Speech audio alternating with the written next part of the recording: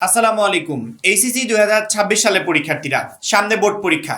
এই বোর্ড পরীক্ষার ঠিক আগ মুহূর্তে গুরুত্বপূর্ণ একটা প্রশ্ন, এইচএসসি 26 পরীক্ষার জন্য শর্ট সিলেবাস পড়বো নাকি ফুল সিলেবাস পড়বো?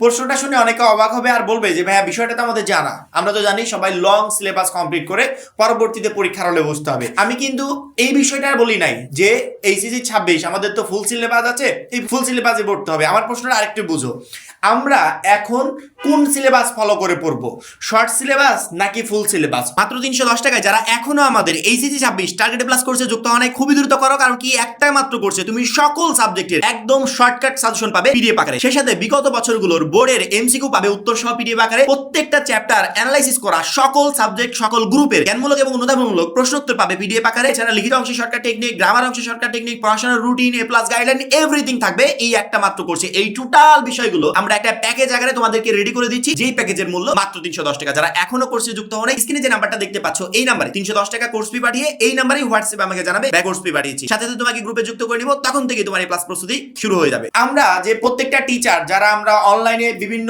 প্ল্যাটফর্মে কাজ করছি বা শিক্ষার্থীদের নিয়ে কাজ করে থাকি, তারা প্রায় সম্ভব দেখা যায় যে সাজেশন দেওয়ার ক্ষেত্রে শর্টকাট সাজেশন গুলো দেয়। আবার যে সমস্ত স্টুডেন্টরা অনলাইনে বিভিন্ন টিচারের সাজেশন গুলো ফলো করে, তারা কি করে শর্টকাট সাজেশনের জন্য ফলো করে। যেমন ধরো আমার কথাই যদি বলি, আমি আমার প্রত্যেকটা ভিডিওতে অর্থাৎ সাজেশন কোয়ালিটির যে ভিডিওগুলো আছে এই ভিডিওগুলোতে প্রত্যেকটা সাবজেক্টকে একদমই শর্ট করে দিয়েছি।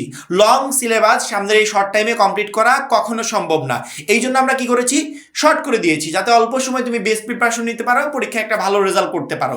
এখন কথা হচ্ছে, আমরা এই যে শর্ট করে দিলাম, তুমি কি এই শর্ট করা সিলেবাস ফলো করে পড়বে নাকি শিক্ষা বোর্ড তোমাকে যে লম্বা সিলেবাসটা দিয়েছে সেই সিলেবাসটা ফলো করে পড়বে? তোমাদের কমন একটা উত্তর হতে পারে যে ভাইয়া শর্ট করে দিয়েছেন, শর্টটা পড়াই তো ইজি, শর্টটা পড়লে আমাদের জন্য ভালো হবে। হ্যাঁ, এমনটাই সবাই চিন্তা করে, কিন্তু কিছু শিক্ষার্থী আছে যারা বারবার করে প্রশ্ন করছে যে ভাইয়া আমাদের যে অ্যাডমিশন পরীক্ষা হবে অর্থাৎ এইচএসসি পরীক্ষার পরবর্তীতে আমরা অ্যাডমিশন পরীক্ষা দিব। যেমন ধরো এখন অনেক শিক্ষার্থী অ্যাডমিশন পরীক্ষার প্রিপারেশন নিচ্ছে, অলরেডি প্রায়গুলো ইউনিভার্সিটিতে অ্যাডমিশন পরীক্ষা শেষ হয়ে গেছে। এই যে শিক্ষার্থীরা অ্যাডমিশন পরীক্ষা দিল, এদের ক্ষেত্রে কিন্তু আলাদা করে ওরকম শিক্ষা বোর্ড সিলেবাস রেডি করে দেয় বা বিশ্ববিদ্যালয় কর্তৃপক্ষ সিলেবাস রেডি করে দেয়।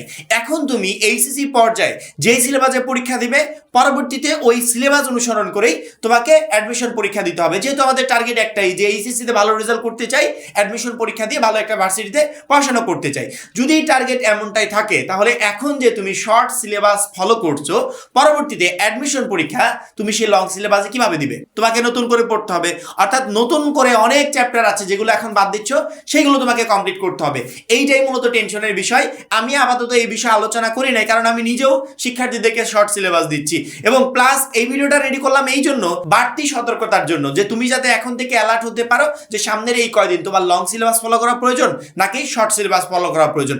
প্রথম কথা, কোনো শিক্ষার্থী যদি নিশ্চিত থাকো যে আমার তো অলরেডি সিলেবাস কমপ্লিট, সামনের এই কয়দিনে বাদ বাকিটুকু কমপ্লিট করলে আমার হয়ে যাবে, অর্থাৎ আমি পুরো পূর্ণাঙ্গ সিলেবাসটা কমপ্লিট করে পরীক্ষার হলে বসতে পারবো, তাহলে তারা ফুল সিলেবাস ফলো করে পড়াশোনা করো। তুমি বোর্ড পরীক্ষায় যেমন একটা ভালো রেজাল্ট করতে পারবে, তুমি অ্যাডমিশন ভর্তি পরীক্ষায় একটা বেস্ট রেজাল্ট করতে পারবে। অর্থাৎ ফুল সিলেবাস ফলো করলে কোনো ধরনের এক্সট্রা প্রেশার পরবর্তীতে গিয়ে তোমাকে নিতে হবে না। কিন্তু আমার কথা হচ্ছে, যারা এই সিলেবাসটা কমপ্লিট করতে পারেনি, অর্থাৎ এখন তেমন একটা প্রিপারেশন নাই বা সামনের এই কয়দিনও প্রিপারেশনটা সেরকম ভাবে নিতে পারবে না, এই সমস্ত শিক্ষার্থীদের কথা হচ্ছে আমরা আগে বোর্ড পরীক্ষা ভালো করব। কারণ কি, বোর্ড পরীক্ষায় যদি ভালো না করতে পারি, তাহলে তো আমি কখনো অ্যাডমিশন পরীক্ষায় অ্যালাউই হব না, আমি পরীক্ষাটা দিতে পারবো না। সেক্ষেত্রে আমার প্রথম প্রায়োরিটি হচ্ছে আমাকে বোর্ড পরীক্ষায় ভালো রেজাল্ট করতে হবে। এখন বোর্ড পরীক্ষায় ভালো রেজাল্ট করতে হলে সামনের যে শর্ট টাইম, এই শর্ট টাইমে পুরো সিলেবাস কমপ্লিট করে, যেই সিলেবাসটা আমি অ্যাডমিশন পরীক্ষা তো কাজে লাগাতে পারবো, এই ফুল সিলেবাস কমপ্লিট করে কখনো আমি বোর্ড পরীক্ষায় ভালো রেজাল্ট করতে পারবো না, এরকম চিন্তা যাদের মাথায় আছে তাদের ক্ষেত্রে must be short syllabus follow করতে হবে। অর্থাৎ শর্ট সিলেবাস ফলো করবে নাকি ফুল সিলেবাস ফলো করবে, এইটা তোমাকে এখন একবার চিন্তা করতে হবে। এই কারণে, কারণ তুমি যদি শর্ট সিলেবাস এখন ফলো করো, পরবর্তীতে বোর্ড পরীক্ষার পরে গিয়ে তোমাকে ফুল সিলেবাসের প্রিপারেশন নিতে হবে, তখন একটু কষ্ট তোমাকে করতে হবে। আর এখন যদি তুমি শর্ট সিলেবাস ফলো করো, সেক্ষেত্রে কি হবে, তুমি বোর্ড পরীক্ষায় একটা বেস্ট রেজাল্ট করতে পারবে, অল্প সময় ভালো একটা পরীক্ষার প্রিপারেশন নিতে পারবে। অর্থাৎ যাদের প্রিপারেশন সেই রকম লেভেলের না, যারা সিলেবাসটা সেরকম ভাবে এখনো কমপ্লিট করতে পারোনি, তারা must be short syllabus follow করবে। কারণ কি, তুমি যদি বোর্ড পরীক্ষাতে ভালো রেজাল্ট না করতে পারো, তাহলে পরবর্তীতে অ্যাডমিশন পরীক্ষায় তুমি কিভাবে ভালো রেজাল্ট করবে? বোর্ড পরীক্ষাতে ভালো রেজাল্ট করে পরবর্তীতে সেই রেজাল্টটা নিয়েই না তুমি অ্যাডমিশন পরীক্ষার প্রস্তুতি নিবে। যদি বোর্ড পরীক্ষাতে খারাপ রেজাল্ট করো, এমনও হতে পারে যে অ্যাডমিশন পরীক্ষাতে তুমি অ্যালাউই হলে না। সেক্ষেত্রে এখন লং সিলেবাসে প্রিপারেশন নিয়ে তার তোমার কোনো প্রয়োজন নাই। আমরা যে সিলেবাসটাকে শর্ট করে দিয়েছি, ইনশাআল্লাহ এখান থেকে তুমি একটা বেস্ট প্রিপারেশন নিতে পারবে। এবং ইতিমধ্যে তোমাদের অল পিডিএফ আমরা দিয়ে দিয়েছি আমাদের একটা কোর্সের মাধ্যমে, যে কোর্সে তোমরা যুক্ত আছো।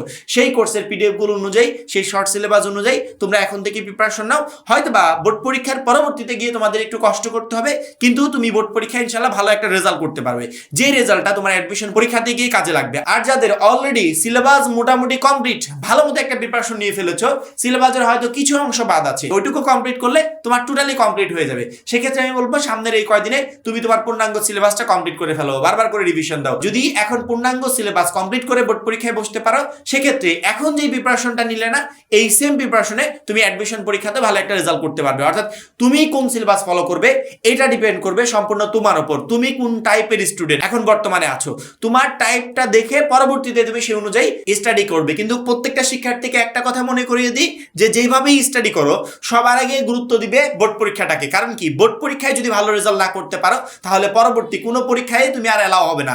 অবশ্যই মাস্ট বি বোর্ড পরীক্ষায় ভালো করতে হবে, যাতে তুমি অ্যাডমিশন পরীক্ষাতেও ভালো একটা রেজাল্ট করতে পারো। এই জন্য বোর্ড পরীক্ষায় কোন সিলেবাস ফলো করলে ভালো হবে, সেটা শর্ট নাকি লং, এটা তোমাকে এখন বিবেচনা করতে হবে। আশা করি আমার কথা প্রত্যেকটা শিক্ষার্থী বুঝতে পেরেছো। তারপরেও যদি কোনো কনফিউশন থাকে, অবশ্যই কমেন্টে আমাকে জানাবে।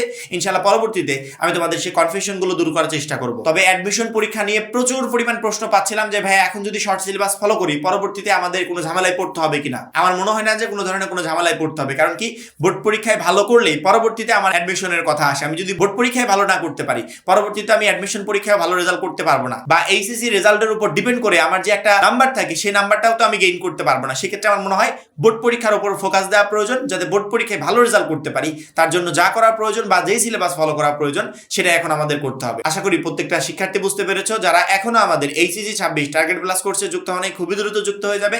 কারণ কি, একটা মাত্র কোর্সই তোমাকে প্রত্যেকটা সাবজেক্টে এ প্লাস পেতে প্রচন্ড পরিমাণে হেল্প করবে। সবাই ভালো থাকবে, সুস্থ থাকবে। আল্লাহ হাফেজ।